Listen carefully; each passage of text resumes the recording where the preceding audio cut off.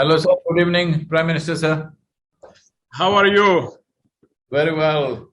58 days on the motorcycle. I'm still alive, so I must be good.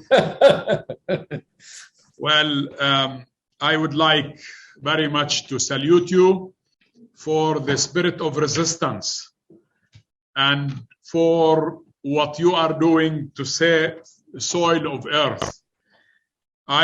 This is not the first time that I see you.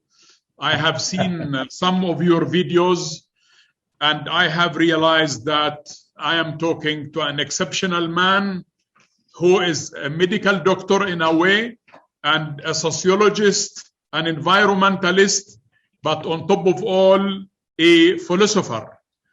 So I congratulate you on what makes you, really, and I appreciate the wisdom that is enclaving your mind. This is something that is very important to us. And also, it is not really strange for an Indian man to become a philosopher. That is where philosophy was born anyhow. It was not born in Greece. It was born maybe earlier than the Greek philosophers. But anyhow, so I wish you all the best and my full support. And I take your initiative seriously. And I should tell you one important thing. I was having, like 5-6 years ago, I was talking to an Indian a group of activists, and one word I kept using is that referring to Palestinians under occupation, that we are attached to our land. And I kept saying that we are the sons of the soil. Yes. And these settlers who come from Brooklyn and who come from other places, there is no way you can bring a plant from Siberia and plant it in Palestine. It does not work. We are the sons of the soil, and therefore we are the organic product of our soil and of our land. So it is good that you are reminding the whole, the whole world of what does it mean to really preserve the soil as source of food for people, because you are 100% right. It is not the Ukraine crisis that is going, and the chain supply that is going to affect food supply. It is also that the earth will not be able to produce enough organic products, enough food for more than 7 billion people. So land is shrinking and people are growing. Soil is shrinking and people are growing. In our case, it is so sad to tell you that the aggressive settler colonialism has caused incredible damage to our environment. It is sad to tell you that 2.5 million trees have been uprooted by the Israeli settlers since 1967, when Palestine became under occupation. So that this is really something that's worth mentioning to you. And maybe I should also, I'm 100% in full support with what you called for. Change the narrative. I think it is very important that we don't only change narrative, but it is also important that we change mindsets, the way we perceive things.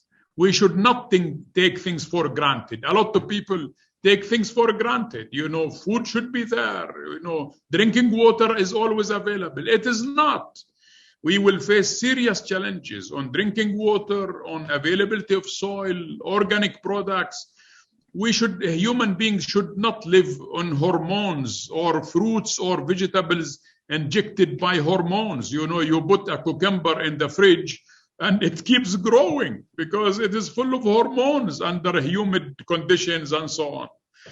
And also, my dear friend, maybe, you know, when I was told that I will talk to you, I thought, okay, this man as a philosopher, also the issue for us is not only about soil and earth and so on.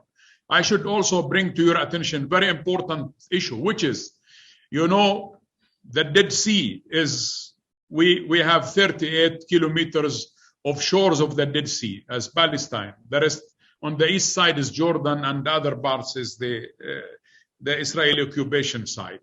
You know, the Dead Sea will have no water at all. It will fully and totally dry up by 2044, according to estimates of experts. So we are really facing serious damages. Dead Sea, it means minerals, it means history, it means the lowest water point on earth, and so on and so forth. So this is also something that needs extra attention in your exercise and in your effort to really bring attention to what is happening in the world. Also, maybe last thing I should tell you, that we are fully engaged here in Palestine in land reclamation to avoid political desertification. What do I mean by that? Political desertification is the Israeli construction of Jewish settlements on the land, on fertile soil, on our mountains, on everywhere. And that is really damaging our environment and creating serious problem that land in Palestine is shrinking and the settlers are taking our source of livelihood. You know, and that's my last point to you, you know, Muslims in general, they believe in one thing, that God created a human being out of salsal. And salsal is actually something similar to clay. And clay is made of soil. So that, you know, if there will be no soil or enough soil, maybe human creatures will shrink also. But this is something that I will leave to your fertile mind to elaborate on that. I salute you and I respect your initiative and my full support of what is needed from the Palestinian side to support you. I'm ready to do that. So, all the best. Thank you very much, sir. And it's a pleasure and a privilege to be talking to you. When we were passing through Palestine, we had about 5 to 6 hours. We thought we will engage with you or somebody in your government, but unfortunately we got stuck in the security for almost 6, 7 hours. So it got late and because of that we had to leave. Anyway, what I would like to say, sir, I know the political situations, whatever that is, geopolitical aspects, is not in my power to change that, but I would like to tell people of Palestine that whatever the political situation today may not be the same thing tomorrow. But the most important thing is we must keep our lands alive for future generations. Keeping it alive essentially means keeping the soil rich and alive, because politics will change, national boundaries will change, but the soil has to be alive, because that is a fundamental responsibility we hold for our children and future generations beyond them. So in this context, it is very important, the Palestinian soil, which has been feeding these people for thousands of years, and just a few decades ago, nearly 90% of your economy itself was agriculture. Unfortunately, it has shrunk now for whatever reasons. But the important thing is, no matter which nation we belong to, no matter what kind of strife or troubles we are going through, this is something we have to do as human beings, that we keep our soil alive, because soil is not our property. It's come to us from previous generations. We must pass it on as a living soil for future generations. You were talking about water, sir. I would like to tell you that right now, by somewhere between 2032 to 2035, it is expected 3.5 billion people will be water stressed. And this will lead to massive migrations. Over 1 billion people in the world could migrate because of water stress. 3.5 billion people without the needed water is a calamity that you cannot imagine, but that is just 10 years away from us. So turning the soil around is a fundamental responsibility. As it's not in my this thing to give you any political advice, because you are in the thick of that, and I know Palestinian people have fought for so long for their rights.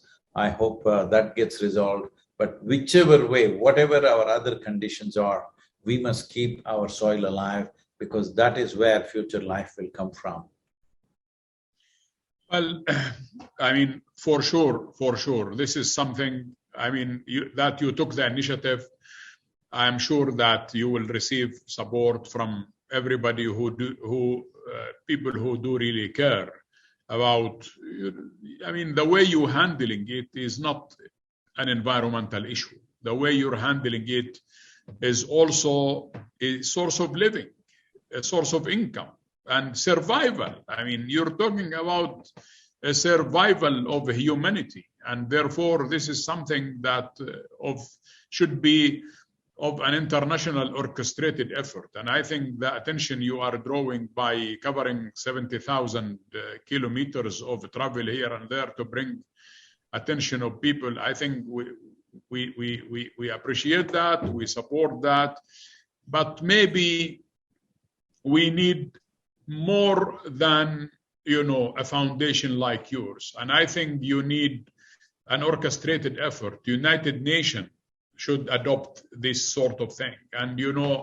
people are going to Stockholm in June, early June, which is an extension of the climate change. So there has to be, I think you will be able to come to Stockholm to speak about your initiative. COP15 happened in Ivory Coast. I was there for 2 days, and we definitely got the attention of all the 197 nations. One thing I would like to, this is something I'm trying to bring it to everybody's awareness and consciousness is, see, as human beings, based on our nationalities, race, religion, caste, creed, in so many ways we have tried to separate ourselves. But even if people do not understand what is this all-inclusive consciousness or whatever, at least we must understand we all come from the same soil, we eat of the same soil, when we die we go back to the same soil. So I feel soil is a common factor for all of us, no matter what has happened till now, no matter how confrontational somebody is, and conflicts have happened because of that. But it's important that we don't forget we come from the same soil and we go back to the same soil. So using this as a common factor, as a common denominator, I feel there is some possibility of solving situations in our lives, because as generations pass, if we continue the same conflicts, unfortunately, the future generations will suffer. So this Save Soil movement, one thing is it's an ecological movement, but also it would be wonderful if people use it as a unifying factor among people.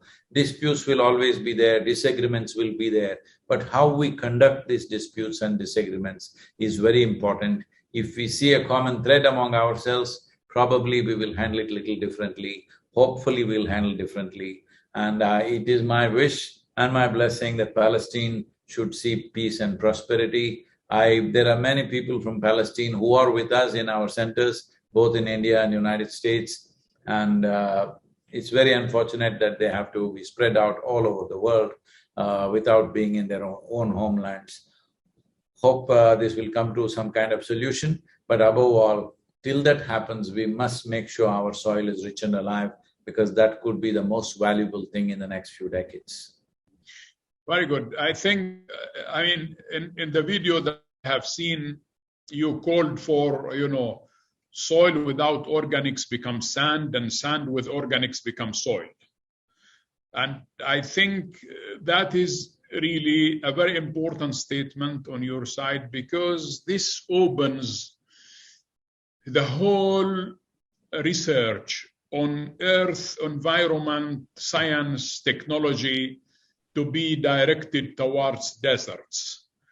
If I can tell you this, in the last 27 years, we have converted a few 100,000 farmers into what is called as tree-based agriculture and revived soils in southern India. Based on this, we are working in a particular river basin, which is 83,000 square kilometers of land, and 5.2 million farmers live and work here. This is a massive project that we are doing. So looking at the success of that, only the 5 United Nations agencies are partnering with us today. Looking at the success of this, the government of India made a detailed project report in toto as we are doing the project for 13 river basins. And now, just this year, about a month and a half ago, the government of India allocated $2.3 billion towards these 13 river basins. These 13 river basins put together will account for 67% of India's land. So if these 13 river basins are revived in the next 8 to 12 years' time, as we have done in one river basin, then in many ways India's soil will be above crest. And I will definitely talk to UNCCD, who are our close partners, to see how these kind of projects can be initiated in Palestine. You can also appeal to them. Ibrahim Thiaw is a very committed person. Right now they are in a convention in Ivory Coast. I was there for 2 days and just came here. So we can definitely take this ahead, and after this is over, we're setting up a panel of 25 scientists who will handhold small nations to fulfill this. We have committed to CARICOM nations in Caribbean region to do this also. Definitely we can engage Palestine in this area, particularly through the UN agencies. I feel in Palestine, considering the political situations, it's best that UN agencies involved rather than a private foundation. Very good. I mean, we have really all UN agencies are functioning and working in Palestine, UNDP, UNFPA, United Nations, UNRWA. I mean, nearly every UN agency is actually here. And I take the idea that you propose that Palestine will be part of this. I welcome that, and we are ready to engage with this initiative. Whatever needed to engage us, I will be more than happy to do that. Thank you very much, sir. Thank you for your generosity and giving your time for this. I hope to visit you in the near future sometime and spend some time in Palestine with all of you. Thank you very much. I wish you all the best and keep the good work going. I salute you, your energy and your dedication. All the best. Thank you, sir. Namaskar. As-salamu. Bye-bye.